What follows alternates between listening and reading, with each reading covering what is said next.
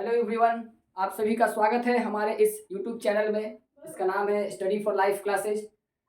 आज हम लोग स्टार्ट करने जा रहे हैं क्लास 11th का जूलॉजी का फर्स्ट चैप्टर, जिसका नाम है cell the unit of life. ठीक है, हम लोग इस चैप्टर जूलॉजी का फर्स्ट चैप्टर को आज हम लोग स्टार्ट करेंगे। Cell the unit of life. तो इस चैप्टर के बारे में हम लोग आज डिस्कस करेंगे। लेक्चर 1 हम लोग इसका पढ़ेंगे, देखेंगे क्या क्या बातें हैं इसके बारे में। आपको ग्रेड 9th में भी आइडिया मिल गया होगा कि क्या क्या चीज़ें इसमें हम लोग को करनी है। ठीक है, तो स्टार्ट करते हैं। सबसे पहले हम लोग बात करते हैं सेल की डेफिनेशन की। सेल है क्या? What is cell? Basically cell है क्या? तो सेल है क्या? तो सबसे पहली बात है कि इट इज द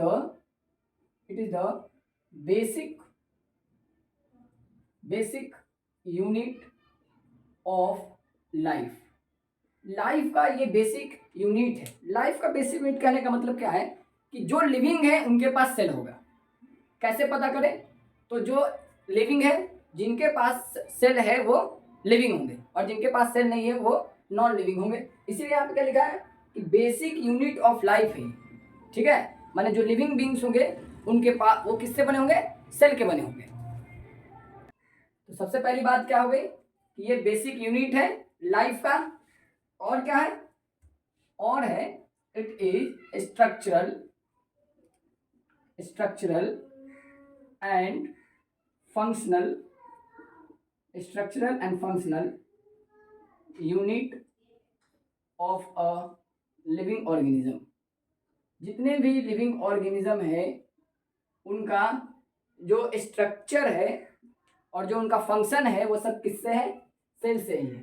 सेल से ही उनका स्ट्रक्चर बना है और सेल ही फंक्शन करता है। हम सबको पता है कि हम सबका जो लाइफ है वो सिंगल सेल जाइगोट से स्टार्ट हुआ है। तो जाइगोट का नंबर बढ़ता गया तो ऑर्गेनिज्म हुआ, जन्म हुआ, फिर सेल का नंबर डे बाई डे क्या हो रहा है? बढ़ते जा रहा है। तो बॉडी का ग्रोथ होता जा रहा है। तो एक ही सेल से बना है ना पूरा बॉडी। और जो भी हम बोल रहे हैं, हम अभी बोल रहे हैं, तो यहाँ पे माउथ वर्क कर रहा है, लिप्स वर्क कर रहा है। तो लिप्स किस चीज़ का बना है? सेल का बना है। इसीलिए सेल को हम लोग क्या कहते हैं? सेल को हम लोग स्ट्रक्चरल और साथ ही साथ फंक्शनल भी कहते हैं, क्योंकि सेल ही हमारे बॉडी को स्ट्रक्चर देता है और सेल ही हमारे बॉडी को फंक्शन देता है। ठीक है, सेल ही हमारे बॉडी में फंक्शन करता है। अब अगर बात की जाए हम थोड़ी सी इसकी हिस्ट्री के बारे में, हिस्ट्री ऑफ द सेल की हिस्ट्री के बारे में पता कैसे लगा? किसने बताया सेल के बारे में कि सेल क्या होता है ना? तो सबसे पहले एक साइंटिस्ट का नाम आता है जिनका नाम था रॉबर्ट हुक का हिस्ट्री ऑफ द सेल में सबसे पहला जो नाम आता है वो नाम आता है इनका रॉबर्ट हुक का। इन्होंने सबसे पहला सेल डिस्कवर किया जो कि डेड सेल था। ठीक है, Robert hook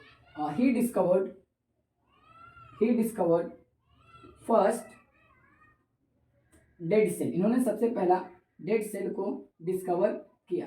first dead cell discovery किसने किया? रॉबर्ट हुक ने किया। बहुत डिटेल डिस्कवरी वगैरह के बारे में 9th में ही पढ़ लेना था, तो मैं यहाँ पे आपको एक शॉर्ट में आइडिया देते चलता हूँ कि रॉबर्ट हुक ने पहला सेल डिस्कवर किया जो कि डेड था। कहाँ पे डिस्कवर किया? तो ओक ट्री के बार्क के एक छोटे से टुकड़े जिसको कॉर्क हम बोलते हैं उसमें डिस्कवर हुआ था। ये 9th वाले लेक्चर में भी डाला हुआ है और ये 9th की ही बेसिकली बात है। फिर दूसरे साइंटिस्ट आए जिनका नाम था एंटोन वान ल्यूवेनहुक। दूसरे साइंटिस्ट आए जिनका नाम था एंटोन वान ल्यूवेनहुक, और इन्होंने सबसे पहला लिविंग सेल डिस्कवर किया। मैं ये बताता हूँ कहाँ डिस्कवर किया था। ठीक है, in the cork of oak tree. ठीक है, in the cork of oak tree. Anton van, अच्छा ये कैसे मालूम चला कि ये डेड सेल था? तो इन्होंने चूंकि ओक ट्री में देखा था तो इनको उसमें ऐसा स्ट्रक्चर दिखा था, और ये जो स्ट्रक्चर था ये डेड था, मतलब ये क्या था? सेल वॉल था। चूंकि इन्होंने इसमें सेल वॉल देखा इसीलिए ये जो सेल था वो कैसा था? डेड था। दूसरा, एंटोन वान ल्यूवेनहुक ने क्या किया? He discovered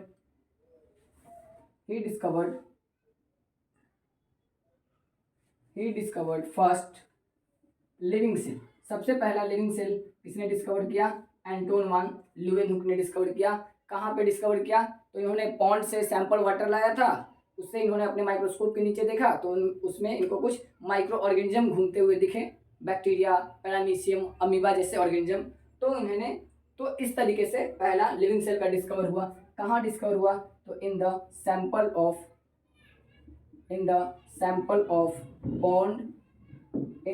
of pond water. ठीक है, तो ये डिस्कवरी हो गई किसकी? इसके बारे में हो गई। एक और साइंटिस्ट का नाम आता है यहाँ पे हिस्ट्री ऑफ द सेल में, इनका नाम था रॉबर्ट ब्राउन का। क्या नाम था? Robert brown. और रॉबर्ट ब्राउन ने क्या किया? इन्होंने डिस्कवर किया न्यूक्लियस के बारे में। इन्होंने किसके बारे में बता दिया? न्यूक्लियस के बारे में। He discovered nucleus. इन्होंने सबसे पहली बार न्यूक्लियस के बारे में डिस्कवर किया। तो ये हो गई बेसिक हिस्ट्री सेल के बारे में। सेल की हिस्ट्री यहाँ तक हो गई। ठीक है, तो यहाँ तक बात हो गई सेल के हिस्ट्री की कि क्या थी सेल की हिस्ट्री।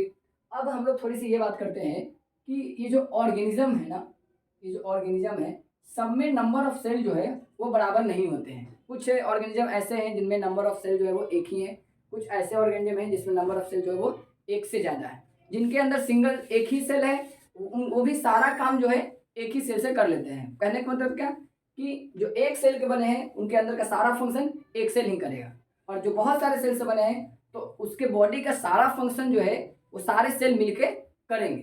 ठीक है, तो हम यहाँ पे ये बात कर रहे हैं कि जो हमारे ऑर्गेनिज्म हैं वो दो तरीके के हैं। एक है यूनिसेलुलर और एक है मल्टीसेलुलर। यूनिसेलुलर और मल्टीसेलुलर।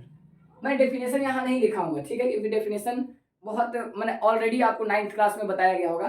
मैं डेफिनेशन इसका यहाँ पे लिखवाऊंगा नहीं। ठीक है, यूनिक का मतलब होता है वन और सेलुलर का मतलब होता है level of organisation. Level of organisation, जिसकी बनावट एक सेल की है उसी को हम कहते हैं यूनिसेलुलर ऑर्गेनिज्म। और उसका एग्जाम्पल हम लोग लिख लेंगे अमीबा, बैक्टीरिया, है ना, पैरामीशियम, एटीसी। ये इसके क्या है? एग्जाम्पल्स हो गए। और मल्टी का मतलब ही होता है क्या? मिनी। और सेलुलर का मतलब वही है। सबसे पहले एग्जाम्पल तो हम ही लोग हो गए, ह्यूमंस हो गए, प्लांट्स हो गए, है ना, प्लांट्स हो गए, कैट्स हो गए, एटीसी। ठीक है, ये सब किसके एग्जाम्पल है? Multi cellular. बहुत इंपॉर्टेंट बात यहाँ पे ये लिखनी है कि जो भी यूनिसेलुलर ऑर्गेनिज्म है, यूनिसेलुलर जो ऑर्गेनिज्म है वो कैपेबल है कि वो अपने सारे फंक्शंस जो है वो अपने आप कर लें, किसी पे उसके लिए वो डिपेंड नहीं होते हैं। ऐसा नहीं कि एक सेल है तो किसी और पे डिपेंड होंगे अपने बॉडी के फंक्शंस के लिए। तो हम उसको यहाँ पे लिख रहे हैं क्या कि unicellular organism are capable of their independent existence। जो यूनिसेलुलर ऑर्गेनिज्म जो होंगे वो अपने इंडिपेंडेंट एग्जिस्टेंस के लिए कैपेबल होंगे, वो अपने जीवन को खुद से जी सकेंगे। ठीक है, एक बात और मैं बोलना यहाँ चाहता हूँ, anything less than a cell is not a living organism। क्या कहने का मतलब है? वह कोई भी चीज जिसमें जो सेल से कम है, मतलब जो सेल नहीं है, जो सेल से नहीं बना है, वो लिविंग ऑर्गेनिज्म नहीं है। एग्जाम्पल की हम बात कर लें तो वायरस जो है वो लिविंग नहीं है। क्यों लिविंग नहीं है? क्योंकि वो सेल का नहीं बना है, और जो सेल का नहीं बना है वो लिविंग नहीं होता है। तो हम लोग क्या बात किए? अभी हम लोगों ने बात किया ऑर्गेनिज्म का नंबर ऑफ सेल के बेसिस पे दो हो गए हमारे, एक हो गए यूनिसेलुलर, एक हो गए मल्टीसेलुलर। यूनिसेलुलर जो है वो सिंगल सेल के बने हैं, हमारा एग्जाम्पल हो गया अमीबा हो गया, बैक्टीरिया हो गया, पैरामीशियम हो गया। मल्टीसेलुलर जो ज़्यादा सेल से बने हैं, ह्यूमंस हो गए, प्लांट्स हो गए, कैट्स हो गए। फिर हम लोगों ने दो बात की कि जो यूनिसेलुलर ऑर्गेनिज्म हैं आर कैपेबल, वो लायक हैं अपने इंडिपेंडेंट एग्जिस्टेंस के लिए, वो किसी और पे डिपेंड नहीं करेंगे। और एनीथिंग लेस देन अ सेल, सेल से कम माने जिसमें सेल नहीं है वो लिविंग नहीं है। एग्जाम्पल में हमारा क्या हो गया? वायरस हो गया। ठीक है, ये बात हो गई, ओवरव्यू बात हो गई। अब हम लोग क्या करने जा रहे हैं, तो अब हम लोग यहाँ पे डिस्कस करने वाले हैं दूसरे कॉन्सेप्ट की, जिसको हम बोलते हैं सेल थ्योरी। क्या हम लोग बात करेंगे, सेल थ्योरी। सेल थ्योरी क्या है, तो जो बातें सेल के लिए सही है वो सेल थ्योरी कहलाएंगी। जो बात हम सेल के लिए कह दें उसी को हम क्या कहेंगे, सेल थ्योरी कहेंगे। और जो ट्रू होगा, the postulates, the things, the words which are true for cell is called cell theory, से हम सेल थ्योरी कहेंगे। और सेल थ्योरी किसी एक साइंटिस्ट ने दिया है, और ऐसा थोड़ी है, इसमें समय लगा होगा, है ना, ऑब्जर्वेशन हुए होंगे, कुछ गलत भी ऑब्जर्वेशन होंगे। तो कैसे कैसे सेल थ्योरी डिस्कवर हुआ, तो सबसे पहले सेल थ्योरी में नाम आता है एक साइंटिस्ट का, जिनका नाम है एम जे स्लाइडन। किनका नाम आता है, एम जे स्लाइडन, जो कि एक जर्मन बोटेनिस्ट थे। बोटेनिस्ट पता होगा आपको, वैसे व्यक्ति होते हैं जो कि प्लांट से रिलेटेड स्टडी करते हैं, प्लांट्स बायोलॉजी में इंटरेस्टेड होते हैं। तो एम जे स्लाइडन ने क्या बोला, इन्होंने ये कह दिया कि जितने भी प्लांट्स होते हैं वो सब के सब किसके बने हैं, सेल के बने हैं। इन्होंने ये स्टेटमेंट दिया, क्या स्टेटमेंट दिया कि all plants are made up of cell. इन्होंने एक स्टेटमेंट बोला कि जितने भी प्लांट्स होते हैं वो किसके बने हुए हैं, वो सारे के सारे बने हुए हैं सेल के। एक और साइंटिस्ट आए, ये पहला साइंटिस्ट हुए, एक और साइंटिस्ट आए जिनका नाम था थियोदर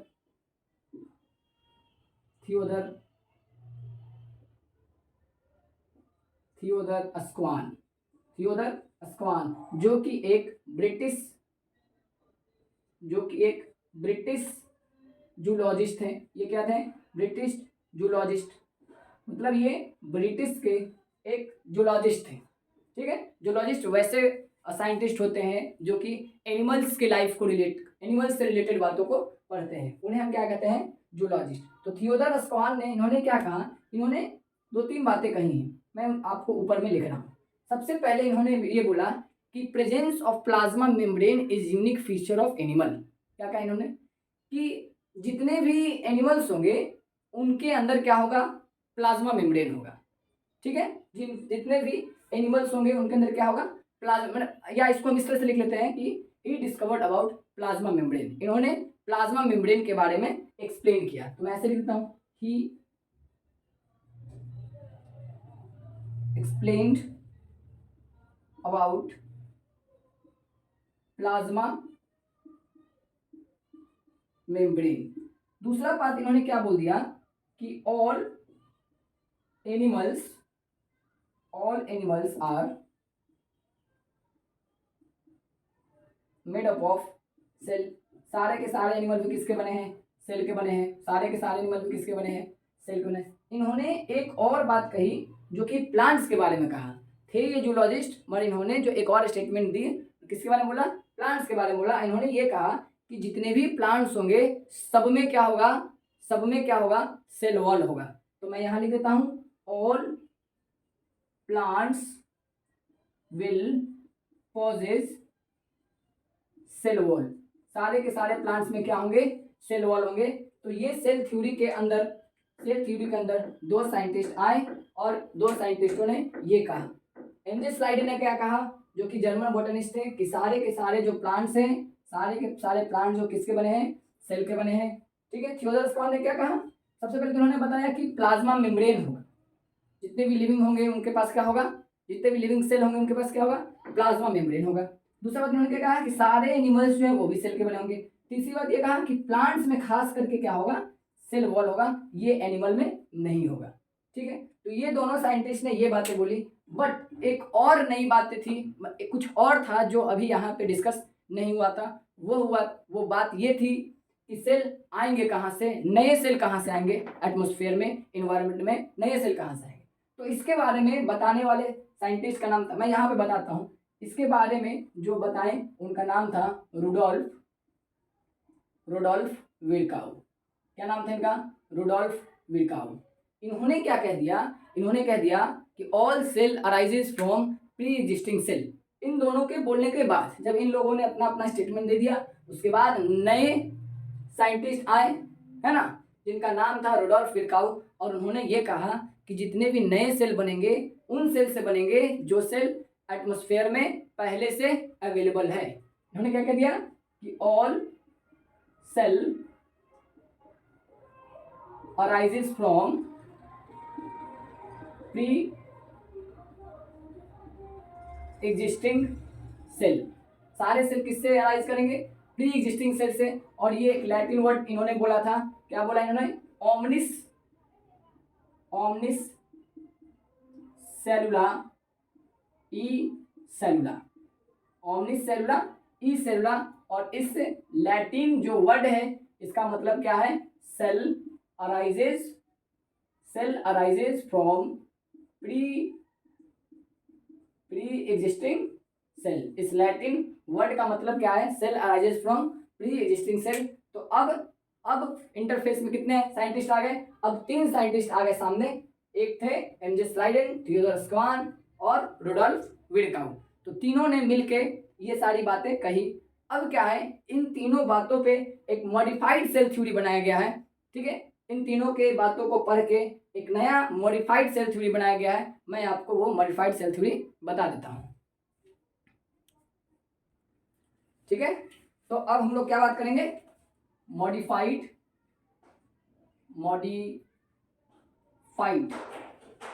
सेल थ्योरी। तो मॉडिफाइड थ्योरी के अंदर सबसे पहला पॉइंट क्या है कि ऑल लिविंग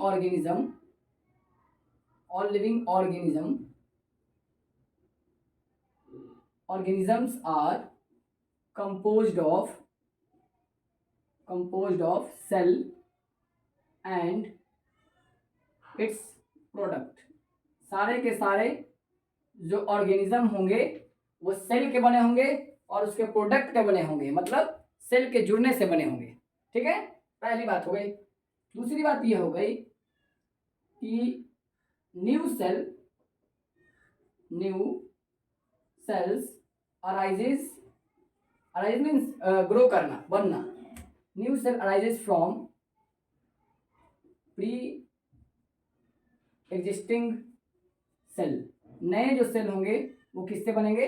जो सेल पहले से हैं उनसे बनेंगे। तीसरी बात क्या हो गई? The functions of an organism are the result of sum of total activities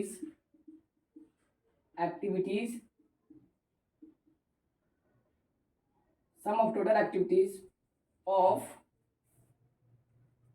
different cells of an organism। what it means, है ना? क्या मतलब इसका? इसका मतलब ये है कि किसी ऑर्गेनिज्म में जो आप फंक्शंस होते देख रहे हैं वो हमारे बॉडी के बहुत सारे सेल्स को मिला के बनने वाली फंक्शन है। जैसे मैं बोल रहा हूँ तो बोलने के दौरान आपको लग रहा है कि सिर्फ लिप्स वर्क कर रहा है। सिर्फ लिप्स वर्क थोड़ी कर रहा है, इसके लिए जो है एनर्जी ज़्यादा चाहिए होगा, लंग्स तेजी से काम कर रहा होगा, है ना? ब्लड का जो फ्लो होगा वो फास्ट होगा, ब्रेन तेजी से काम करेगा। तो टोटल फंक्शन जो हमारे बॉडी में होगा उसका सम होगा। हमारे बॉडी में जो भी चीज़ें दिखेंगी वो बहुत सारे सेल्स को मिला के होने वाले काम का रिजल्ट होगा। यही मॉडिफाइड सेल थ्योरी बनाई गई है। ठीक है, मैं एक बार फिर से बता देता हूँ कि सारे के सारे लिविंग ऑर्गेनिज्म जो होंगे वो सेल के बने होंगे और उसके प्रोडक्ट के बने होंगे। क्लियर? फिर नए सेल जो है वो किससे बनेंगे? प्री एग्जिस्टिंग सेल से आएंगे, तो प्रॉब्लम। फिर फंक्शन जो होगा किसी ऑर्गेनिज्म का वो रिजल्ट होगा, वो परिणाम होगा। किस बात का परिणाम होगा? टोटल एक्टिविटीज जो उसके अंदर होते हैं उसका परिणाम होगा। क्लियर है? यहाँ तक की बात क्लियर है? अब क्या है, थोड़ा सा हम लोग एक ओवरव्यू ऑफ द सेल करेंगे। मतलब हम लोग ये जानते हैं कि सेल में बेसिकली क्या क्या रहते हैं। ठीक है, हम लोग क्या डिस्कस कर रहे हैं अभी? थोड़ा सा an overview of a cell का ओवरव्यू करेंगे। तो आप लोगों को 9th क्लास में स्कूल में बताया गया होगा कि अगर हमको देखना है प्लांट सेल, क्या देखना है? Plant cell. तो हम लोग लेते थे अनियन पिल्स, याद होगा आपको? अगर होता होगा तब अनियन पिल्स बहुत जगह तो होता ही नहीं है। खैर, अनियन पिल्स लिया जाता है, उसके थिन लेयर को लिया जाता है, उसको जब उसको माइक्रोस्कोप के नीचे रखते हैं तो हम लोग क्या देखते हैं, हम लोग देखते हैं कि सबसे बाहर एक कवर होती है जिसे हम कहते हैं सेल वॉल, है ना। उसके बाद एक और अंदर में कवर होती है जिसको हम क्या बोलते हैं, प्लाज्मा मेम्ब्रेन। ये साफ साफ दिखता था माइक्रोस्कोप के नीचे, अगर आप लोग को दिखाया गया होगा और 9th में दिखाया गया होगा, ठीक है। और उसके अंदर एक और स्ट्रक्चर दिखता है जिसे हम क्या कहते हैं, न्यूक्लियस। जब भी हम लोग प्लांट सेल को पढ़ने की बात करते थे तो हम लोग को ओनियन पिल्स के बारे में बात कराई जाती थी, ओनियन पिल्स का एक्सपेरिमेंट कराया जाता था। और जब एनिमल सेल की बात आती थी, एनिमल सेल, तो उसमें लिया जाता था चिक सेल। क्या लिया जाता था, चिक सेल। और चिक सेल में भी कैसी थी, एक ऐसा था, सबसे बाहर का कवर यहाँ जो था वो था सेल मेम्ब्रेन। प्लाज्मा मेम्ब्रेन लिख देता हूँ ताकि डिफ्रेंशिएट ना पता चले, प्लाज्मा मेम्ब्रेन। और उसके अंदर एक और स्ट्रक्चर दिख रहा था, उसे हम क्या बोल रहे थे, न्यूक्लियस। बेसिकली ये एक ओवरव्यू है कि एक सेल में बेसिकली क्या क्या होता है। तो प्लांट सेल में basically cell wall, plasma membrane, nucleus, ये तो 3 चीजें पक्का होंगे ही होंगे। और एनिमल सेल में क्या क्या, प्लाज्मा मेम्ब्रेन और न्यूक्लियस होंगे, और भी बहुत सारी चीजें होंगी, तो होगी, कोई दिक्कत नहीं है, बट इतने चीजें तो कम से कम जरूर होंगे, ठीक है। अब हम लोग क्या बात करेंगे, अब हम लोग ये जानेंगे क्या क्या सारे सेल के साइज एक जैसे होंगे, इस पे हम लोग सब डिस्कस करेंगे।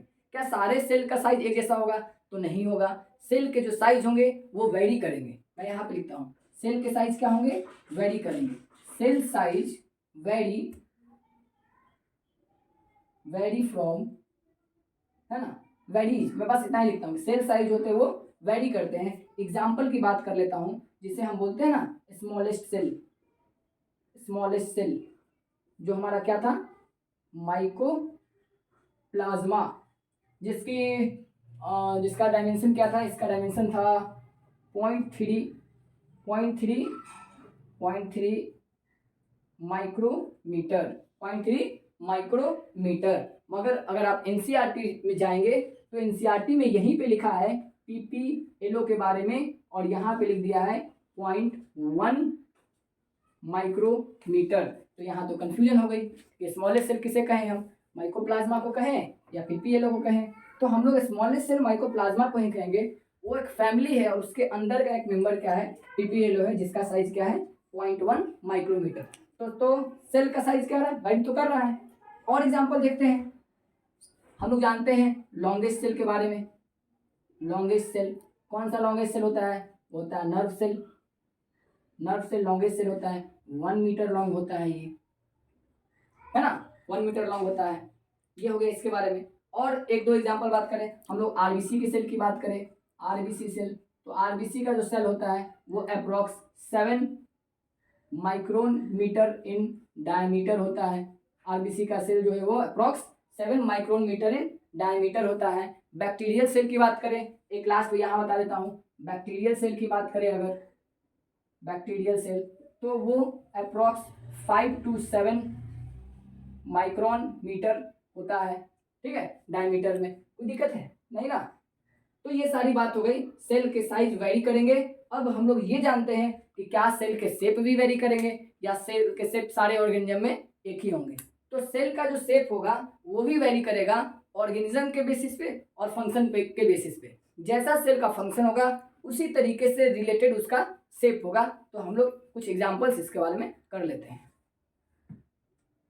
क्या बात करना है अब हम लोग को बात करना है, हम लोग को बात किसके बारे में करना है, हम लोग अभी बात करेंगे सेल शेप के बारे में।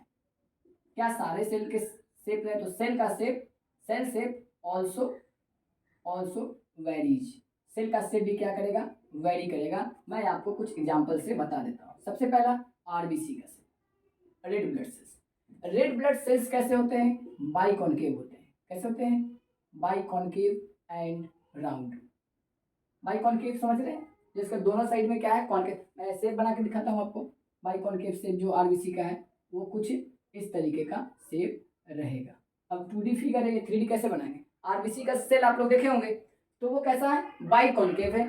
अब ऐसा क्यों है, बाइकॉनकेव क्यों है, बाइकॉनकेव है तो इससे बेनिफिट ये होता है ना कि ये जो सरफेस है इस पर वो ज़्यादा ऑक्सीजन को कैरी कर पाएगा। तो तो जो भी सेल के जो शेप है ना वो डायरेक्टली रिलेटेड है उनके फंक्शन से।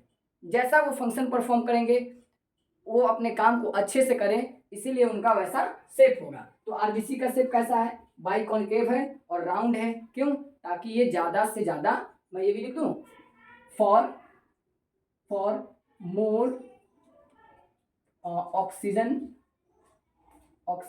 Carrying capacity. क्लियर है, एक एग्जाम्पल हो गया। दूसरी एग्जाम्पल की बात करें हम लोग, तो हाँ दूसरा एग्जाम्पल हम लोग बात कर लेते हैं WBCS। इसका जो सेल होता है वो होता है अमीबोइड। ओइड का मतलब होता है जैसा, और किसके जैसा, तो अमीबा के जैसा। तो इसका शेप कैसा है, अमीबा के जैसा है। क्यों अमीबा, फायदा क्या होगा, तो चूंकि हम जानते हैं कि जो WBC है वो हमारे बॉडी का सोल्जर कहलाता है, जो हमारे बॉडी में इन्फेक्शन से फाइट करता है, जर्म्स से फाइट करता है। तो उसे ब्लड वेसल से बाहर निकलना होता है जर्म्स को मारने के लिए। तो अगर नो फिक्स शेप रहेगा तो वो आसानी से स्क्वीज करके ऊजिंग आउट करके बाहर निकल पाएगा। इसीलिए इसका शेप कैसा है, नो फिक्स शेप है। इरेगुलर भी है, अमीबॉइड भी है और इरेगुलर भी आप लिख सकते हैं। ठीक है, इरेगुलर शेप है। अब इरेगुलर शेप होने का क्या बेनिफिट है, बेनिफिट ये है for easy movement, for easy moving out from the blood vessels, ताकि वो ब्लड वेसल से इजीली बाहर निकल सके और काम कर सके, है ना। तीसरा एग्जांपल हम लोग बात करें तो हम लोग पढ़ चुके हैं एपिथेलियल